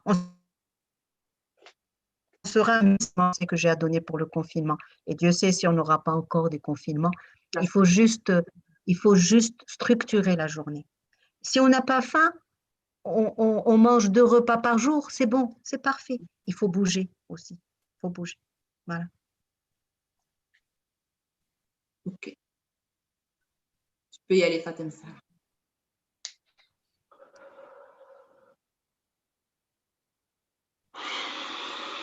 السؤال كان في هذه الفترة الحجر الصحي النظام الغذائي تغير بالنسبة للأكل وحتى بالنسبة للحركة، يعني الحركة قلت، فالمزاج ما كيكونش واعدك شنو هو التأثير ديال هذه الفترة هذه ديال الحجر الصحي على الصحة.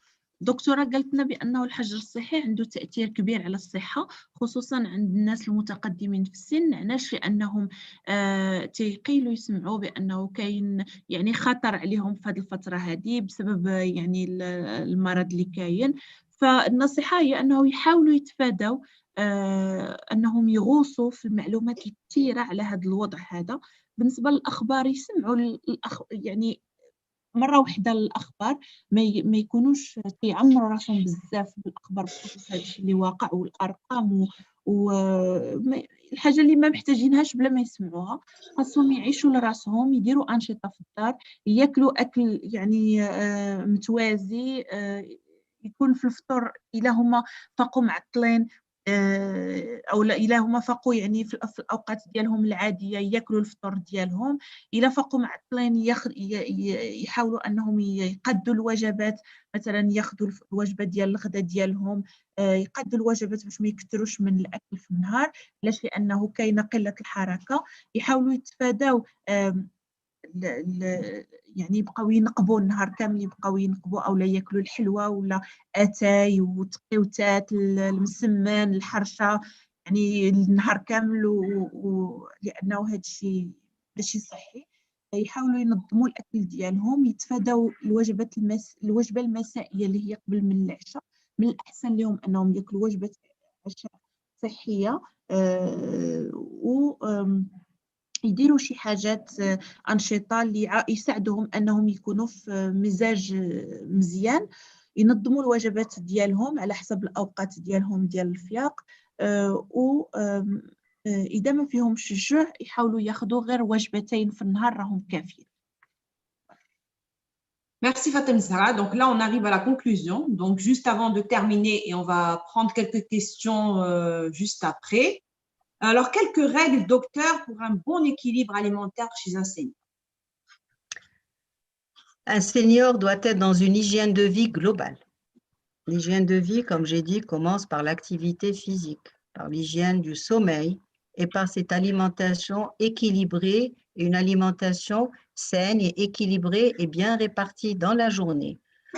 Le senior doit donc manger peut-être peu, mais ce qu'il mange doit être assez riche en vitamines, peut-être peu de calories mais quelque chose, c'est le carburant de son corps pour qu'il puisse traverser cette vie sainement dans ce corps. Il faut bien le nourrir et faire attention à ce qu'on mange. La santé, ce n'est pas un dû. La santé, il faut la mériter et il faut l'entretenir. Vraiment, être en bonne santé, c'est la meilleure des richesses qu'on a pour avoir cette liberté, parce que dès qu'on est sous le piège le piège des médicaments, on est prisonnier. Et la liberté n'a de prix que quand on se sent libre de manger ce qu'on veut, ou là ce qu'on peut digérer, ou là ce qu'on supporte, et être libre de ne pas prendre les médicaments. Ça, c'est la liberté, c'est le vrai bonheur. Donc, des règles comme ça, comment arriver à cet état-là? C'est juste en pensant un peu aussi à notre environnement, c'est en se connectant à la nature, vu que l'aliment, c'est quand même le trait d'union avec la nature, en prenant soin de notre environnement nous le rend en prenant soin de nous pour qu'on reste en bonne santé. Voilà. Une bonne hygiène de vie globale.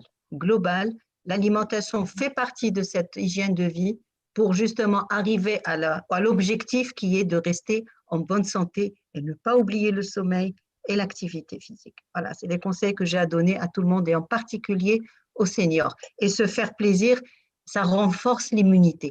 On parle d'immunité. Manger correctement renforce l'immunité. Dormir aussi renforce l'immunité. Et se faire plaisir et être bien dans sa peau renforce l'immunité. Et ça, c'est très important. Tout à fait. Merci.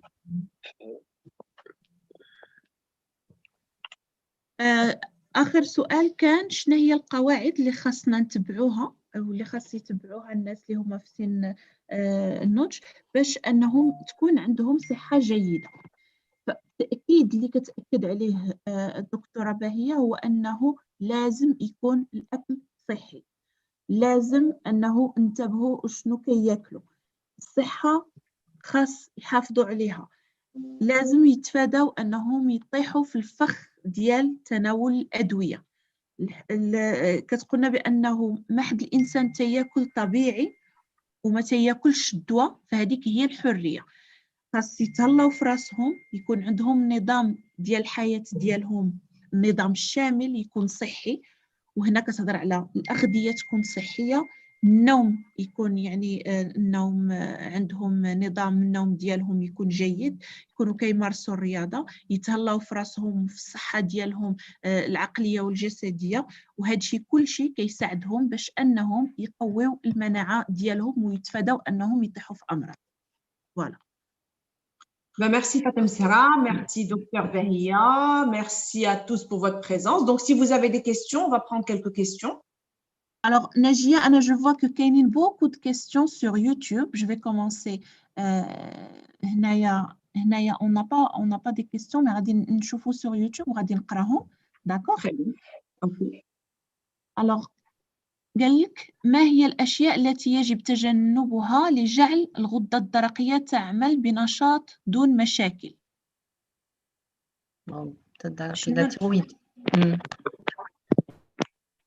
Il faut éviter tout ce qui est hormonal. Il faut éviter toutes les alimentations transformées. On revient encore une fois l'alimentation simple, l'alimentation que l'on peut faire nous-mêmes. Tout ce qui est transformé, tout ce qui se vend dans le commerce, comme les plats préparés, comme tout ce qu'on ne fait pas nous-mêmes, tout ce qui est hormonal, tout ce qui est donc d'élevage, il faut éviter parce que les hormones avec la thyroïde, quand elles ne fonctionnent pas bien, justement, ça crée beaucoup de problèmes au niveau de la thyroïde. Et il y a des intolérances spéciales pour certaines thyroïdes, ça c'est les thyroïdites, mais en général, la thyroïde qui ne fonctionne pas bien, il faut éviter tout ce qui est hormonal. إذن فالجواب على هذا السؤال كان هو أنه لازم تجنب كل ما هو هرموني، خاص تكون تاكل غذاء طبيعي، تفادى هذاك الأكل يعني الأكل الجاهز المصنع. من الأحسن أنك تكون تطيبه عندك في الدار ديالك، حتى من اللحوم اللي كيف ما قلنا قبيله داكشي اللي مربي، مثلا التخويت والسلمون كنا حتى هو قلناه. الهرمونات مع الغدة الدرقية تدير مشاكل كبيرة، لهذا كيخص فعلا أنك تحرص على أكل طبيعي. سؤال آخر،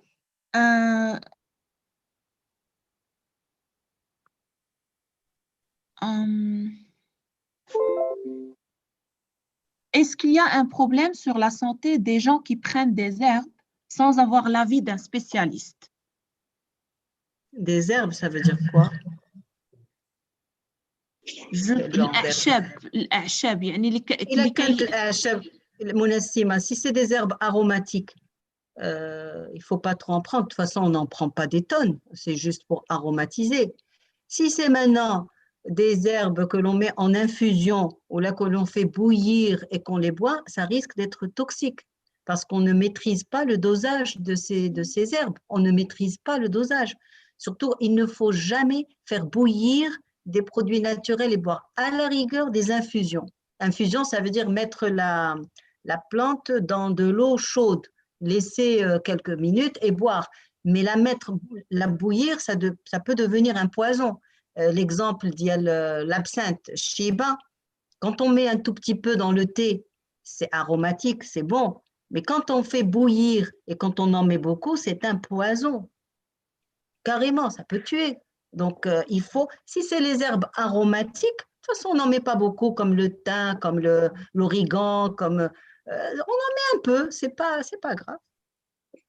إذا بخصوص استهلاك الأعشاب، السؤال كان هو واش ما كاين يعني واش الاستهلاك ديال الأعشاب واش ما عندوش مضرة على الصحة، خصوصا عارفين حنايا كناخذوا هاد الأعشاب بلا يعني ماشي طبيب اللي قايلها لينا وحنا كنستعملوهم أصلا. يعني الدكتورة قالت لنا بأنه استعمال الأعشاب إذا كنتي غادي تستعملوا مثلا غادي تاخذوا غادي تنسم به أو لا غادي تحطوا في الماء، يعني دير الماء سخون وعاد تحط مثلا غادي تحط مثلا اللويزه كنستعملوها حنايا يعني عادي، لكن خاصك ترد البال لانه بعض المرات ملي كتشد هذوك الاعشاب وكتغليهم في الماء كيكون عندهم مشكله لانه كيقدروا يتسمموا. وهنا يعني عطاتنا مثال ديال الشيبه الا غليتيها في الماء كتولي مسمومه على الجسم. دونك خاصنا نردوا البال بزاف مع هذا الاستعمال والاستهلاك ديال الاعشاب. Les gens qui sont avec nous sur Zoom, est-ce qu'il y a quelqu'un qui veut poser une question avant de voir les gens sur YouTube?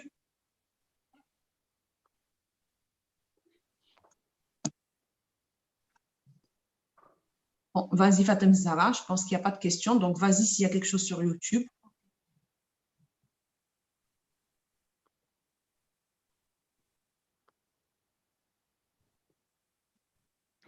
أعاني من انتفاخ في البطن.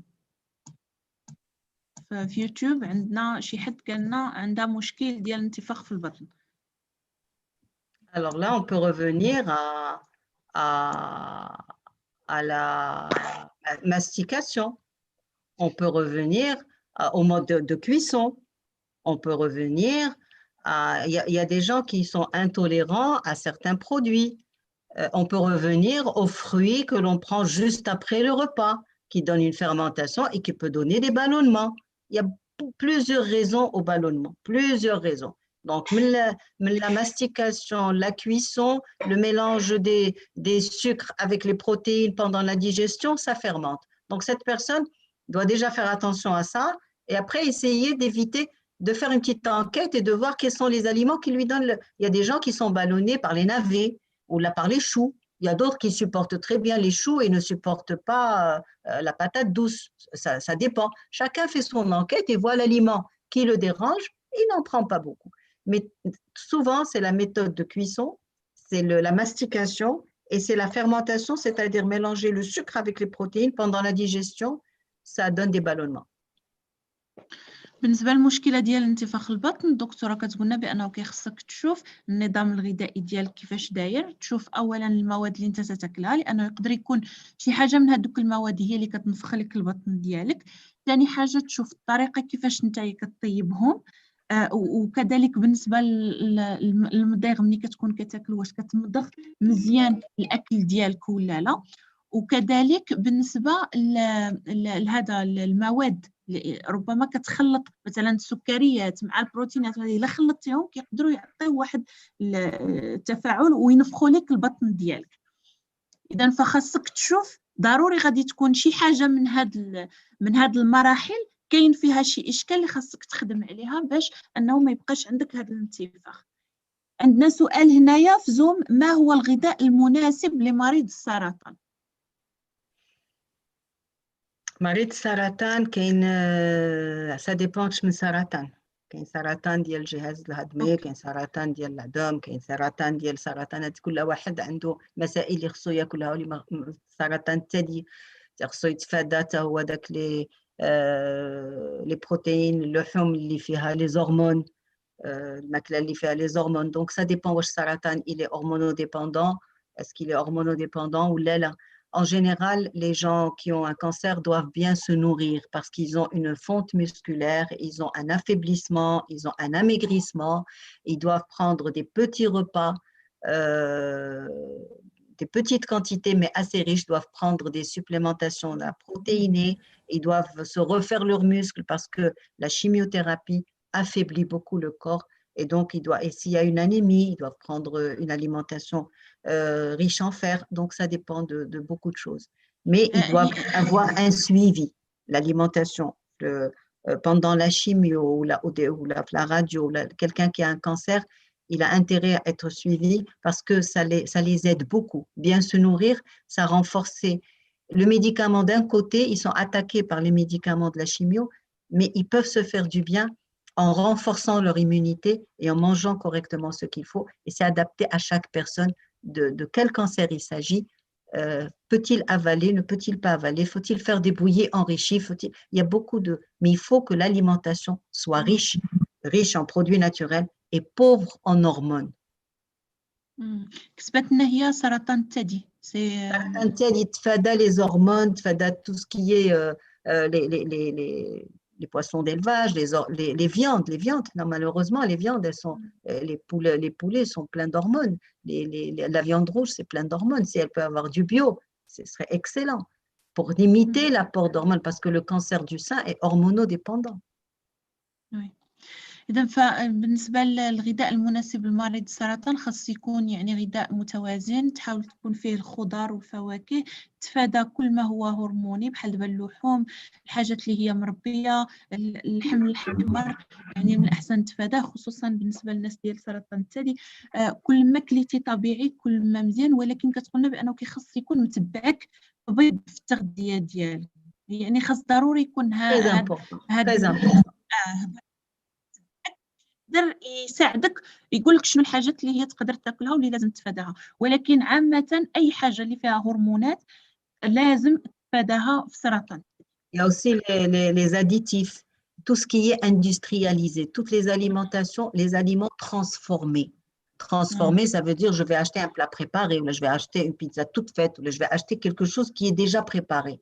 Et bien quand c'est déjà préparé, il y a des additifs, il y a des colorants, il y a des révélateurs de goût, il y a beaucoup de choses. Il y a les additifs et les colorants avec les E. D'ailleurs, il y a des listes énormes avec les additifs cancérogènes qui ne sont pas cancérigènes. Il suffit de lire, mais on ne peut pas lire parce que c'est écrit très petit. Il faut des loupes. Et dans certains marchés, il y a des loupes. On donne des loupes aux gens pour lire la composition de ce qu'ils vont acheter et de ce qu'ils vont manger. Donc, tout ce qui est industrialisé, tout ce qui est alimentation transformée, il faut éviter. Ça, c'est le conseil, qu'il y ait cancer ou pas, surtout quand il y a cancer, parce que beaucoup de ces produits sont cancérigènes. Il y a même les édulcorants. Les édulcorants, c'est ce qui remplace le sucre. Les diabétiques, avant, on leur disait, prenez pas de sucre, mettez de la saccharine, mettez de l'aspartame, mettez ceci, mettez cela. Maintenant, on s'est rendu compte que c'est des produits qui peuvent être cancérigènes.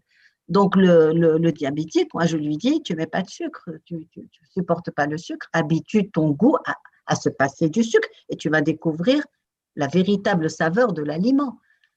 Avant, on remplaçait les choses, tout ce qui est artificiel. Aujourd'hui, c'est peut-être pas cancérigène, mais demain, on va vous dire, ah, attention, c'est cancérigène. Donc, il vaut mieux s'en passer. Tout ce qu'on fait. Le point t'entends pas. الاصطناعي On t'entend pas. عندي واحد السؤال. جو بونس كو دابا Voilà, Oui, maintenant, c'est bon. Maintenant, c'est اوكي. بالنسبه للسكر، هذا السكر الاصطناعي هذا دكتوره واش كيكون عنده تاثير على الدماغ ديال الناس الكبار؟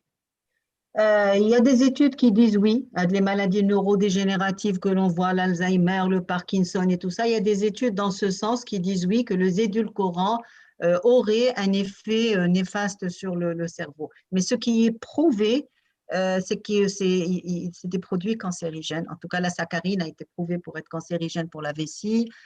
L'aspartame aussi, il y a beaucoup d'études qui ont été faites et qui prouvent la relation ou la favorisation de certains cancers. La stevia maintenant, Yelikaina, c'est naturel pour le moment. Après, je ne sais pas ce que ça va être. Donc, si on peut s'en passer, vraiment, il faut s'en passer. C'est ça ce qu'il faut mettre dans sa tête. Je suis diabétique, je ne dois pas manger de sucre, eh bien, je vais manger sans sucre. Et vous savez, les aliments sont tellement bons sans sucre qu'on n'a pas besoin. De tromper, on se trompe. Ouais.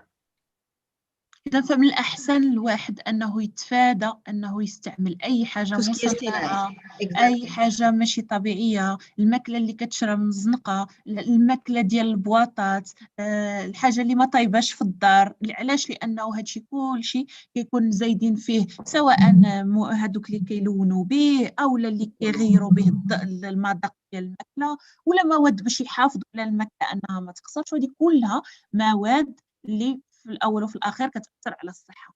فمن الأحسن الإنسان يتفادى هذه الحاجات. الناس اللي هما مرضين بالسكري إلا هما يعني طبعا ما خصهمش ياكلوا السكر، ولكن كيمشيو ويستعملوا هذاك السكر الاصطناعي، حتى هو كيؤدي للسرطان. وانا سولت الدكتوره واش كيكون عنده تاثير على الدماغ، قالت بانه كاينين دراسات اللي كيبينوا بانه كيقدر الامراض اللي عندها علاقه بالدماغ تكون حتى هي جايه من هذا الاستهلاك ديال هذا السكر الاصطناعي. فمن الاحسن الانسان يولف راسو انه ياكل داك الشيء يعني بدون سكر، ومع المده غادي يتولف عليه وغادي يكون ليه احسن يعني ومضمون من انه يستعمل هذه المواد. Merci, Fatima. Je pense qu'on va clôturer. Donc, merci beaucoup pour votre présence. Merci, Dr Bahia Zès, c'était très riche. Merci, Fatima Zahra.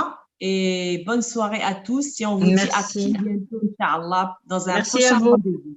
Merci, Nejia. Merci, Fatima Zahra. Merci pour votre écoute. Et merci à tous les participants. Et à la prochaine. Au revoir. إن شاء الله. شكرا. Au revoir. مع السلامة. السلام عليكم. مع السلامة.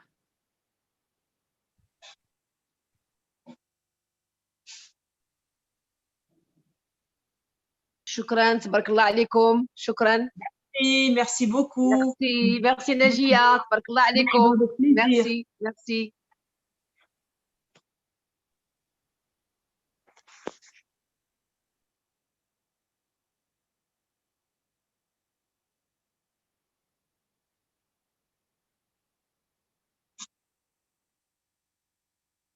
Donc, je pense que tu peux arrêter l'enregistrement, Fatima Zahra.